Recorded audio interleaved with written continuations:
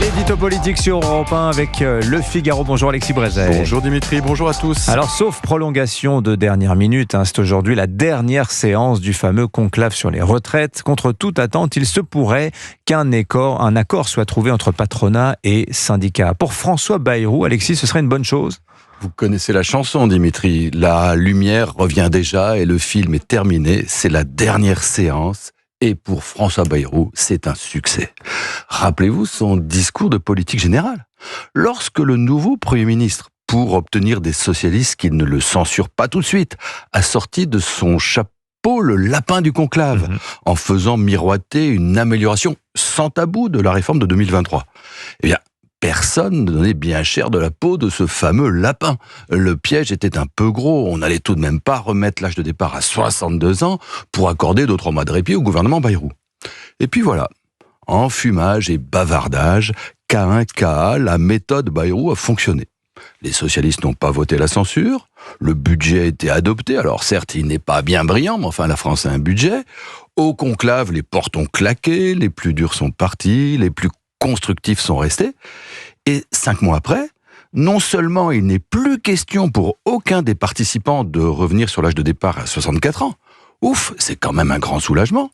Et il se pourrait même que sur quelques points, la pénibilité, les mères de famille, les handicapés, le MEDEF et la CFDT parviennent à se mettre d'accord. Alors peut-être pas aujourd'hui, les palabres peuvent durer quelques jours encore, mais enfin les discussions semblent en bonne voie, et ça c'était pas gagné. Alors oui, politiquement, ce serait une réussite. Et François Bayrou, qui n'a pas ces temps-ci tant d'occasions de se réjouir, ne manquera pas de la célébrer. Mais le problème, dont il est loin d'être seul responsable, c'est que derrière cette petite comédie politico-syndicale, la tragédie économique, elle, se poursuit. Que voulez-vous dire, Alexis ? Vous avez lu comme moi, Dimitri, le rapport flash de la Cour des comptes. Vous avez vu les récents travaux du Conseil d'orientation des retraites. C'est clair comme une règle de 3. Notre système de retraite par répartition n'est tout bonnement plus viable. Et la réforme actuelle n'est pas suffisante, chacun le sait. La Cour des comptes calcule que même en travaillant jusqu'à 64 ans, le déficit se creusera de façon, je cite, nette, rapide et croissante dans les 20 ans qui viennent. Le corps estime quant à lui qu'il nous faudra, comme la plupart de nos voisins européens, travailler au-delà de 66 ans. Et donc, alors qu'il serait urgent de tout changer, travailler plus, passer progressivement à la capitalisation, nous nous réjouissons, nous, que tout reste pareil. Nous applaudissons le statu quo.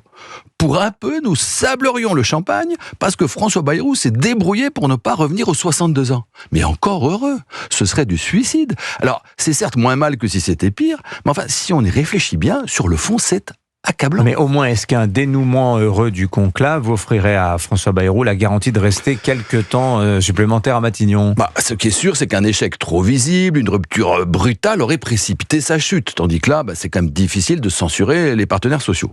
Pour le reste, conclave ou pas conclave, François Bayrou est depuis l'origine en sursis. Il est peu probable qu'un petit accord, fût-il béni par la CFDT et le MEDEF, suffise à amadouer durablement ses adversaires.